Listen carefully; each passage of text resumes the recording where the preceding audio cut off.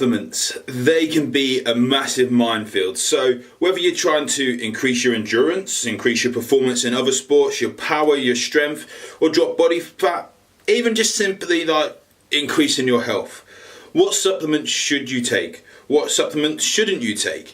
Are there going to be benefits that people report that really aren't true? I'm going to go through a few supplements now and tell you whether the science behind it actually adds up without going in depth, just so you know what to take and what not to take.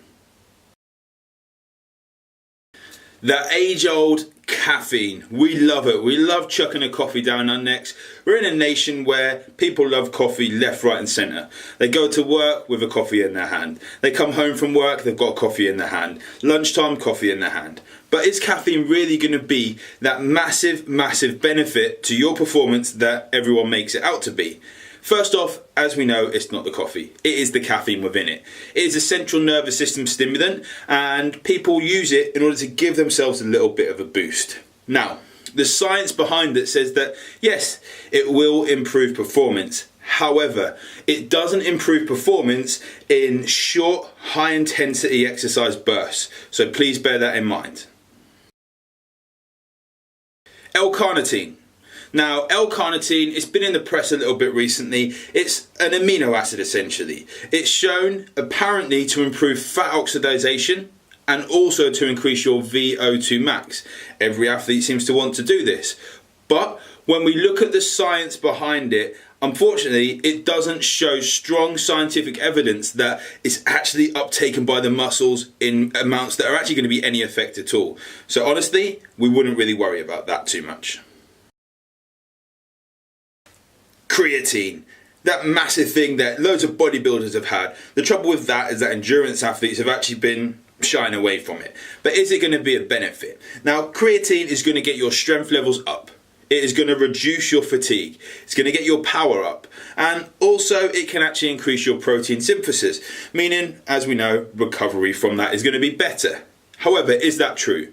Well, creatine has a lot of scientific evidence and it does show these things to be true. It is going to improve your performance in single and repeat efforts. It is also going to be that thing that really does help you increase your recovery rates. The only thing to bear in mind is that creatine draws water into the muscle.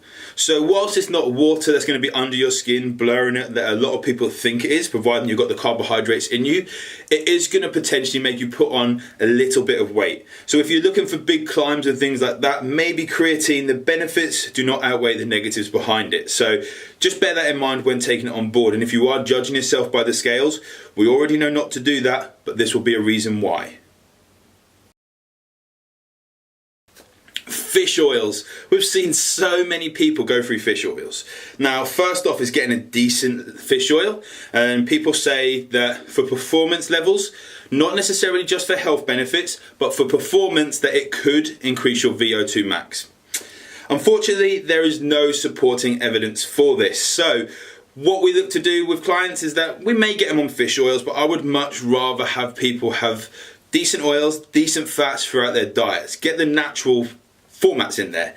And if you are going to get some fish oils, cod liver oil and things like that, get the fermented variety, because they're going to be much better deliverance with their actual health benefits for you. But for performance, for increasing that VO2 max, there's no supporting evidence. L-glutamine, another amino acid.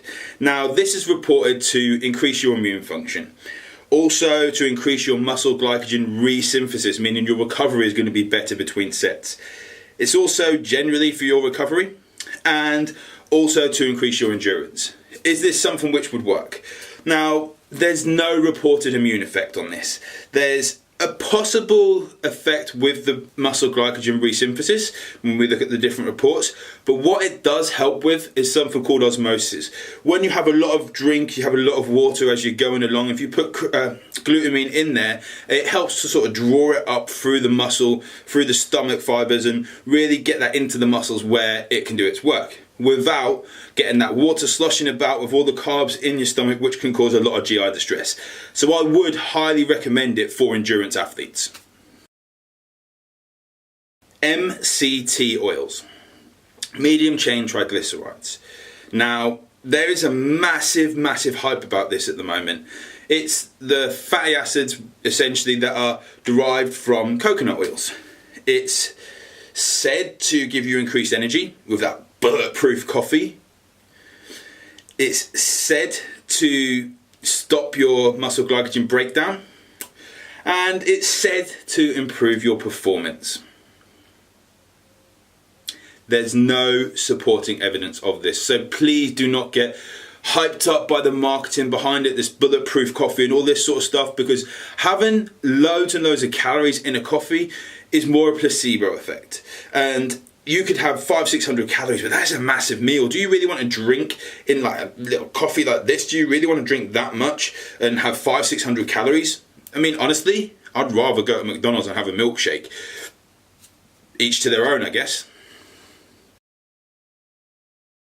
Sodium bicarbonate and sodium citrate. Now, these two are very well known in the endurance world. They're said to help with buffering lactic acid, help to increase your high intensity exercise performance. And yeah, they do this. What I would watch out is that do not try these on race day unless you've tried them in training. Too much one way can actually have a little bit of negative effects on GI distress. Too much the other way and you don't get any result at all. So everyone is different. So to say a specific guideline to try, start small and go up from there. But try it in training first. Training is not just for training your programming, it is for training your nutrition as well. So please do this. Whey protein. This is a big thing here, and I see a lot of endurance athletes. I've seen whey protein. Should I take it? Even my sister, who's a very good high-level runner, said, should I take a whey protein shake after my run? Now, she's already won the Cambridge Half Marathon a few years ago. She is at a good level. So if she's not taking this, then you can actually look to benefit from it. And the performance is just going to really help. What is whey protein? Well, whey protein is a waste product just skimmed off the top of milk when it's separated. It's separated from the whey and the casein. Now, it is essentially a natural product. Rather than being a supplement, it is a food product, essentially. And it is exactly the same, in effect, as having a chicken breast as having a protein shake. So, for people that think it's not natural to have a whey protein shake, yes, it really is. So protein is going to help you with your recovery.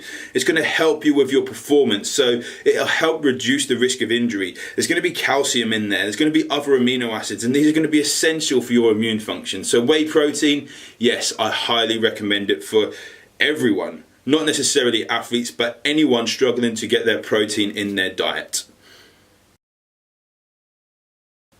Beta-alanine. Now, beta-alanine is kind of marketed more for the strength, the aesthetic world, but essentially it would actually do a little bit more for helping performance athletes, for endurance. It helps kind of allow you to flush your lactic acid through a bit more, so you can push a bit harder and essentially get better in your performance. What I would say is that don't take it close to training at first, because you get tingles and your ears will tingle, your nose will tingle, and you'll be wanting to itch your eyes out of your eyeballs. It sounds horrible, but it does wear off after about 5 minutes. And after you've got some in your system, after about a week, then it can actually just disappear like that effect. It's still working. It takes about 12 weeks to get in your system to really see the effects. So having about 5 grams a day, the science behind it shows it does work. Beetroot. It's more of a food, this, rather than an actual supplement, but you can get it in supplement form because the amount of beetroot you would have to actually really get the effects is going to be quite high. So beetroot is full of nitrates, just like some other foods as well, but the beetroot, like the nitrates in the beetroot, are going to really help you with your performance. Essentially, we get a lot of energy wasted from going through the system, going through the metabolism and things like this to actually get into, say, the pedals. The feet as we're running, the pedals as we're cycling, as you're swimming, going through the stroke. We lose a lot of energy. Essentially what nitrate does, it raises your nitrate oxide in your body, in your bloodstream. And this is actually going to be really good for you because it essentially allows more energy to be directed into the mechanics of moving you forward, which is what we want in endurance, to get from start to finish. Essentially as well, when it comes to other sports, bodybuilding, powerlifting, strength and things like this, then it can also help you a little bit there. But for endurance, it's going to be really good, and we have seen a lot of the commercial availability of beetroot shots in so many shops nowadays. Hopefully from this little video you've been able to see some of the supplements which I will and I won't recommend to clients. If you are still confused or you want to talk further about really increasing your performance, get that accountability and get me as your personal coach, please do get in touch. Ollie at athleteupgradecoach.com.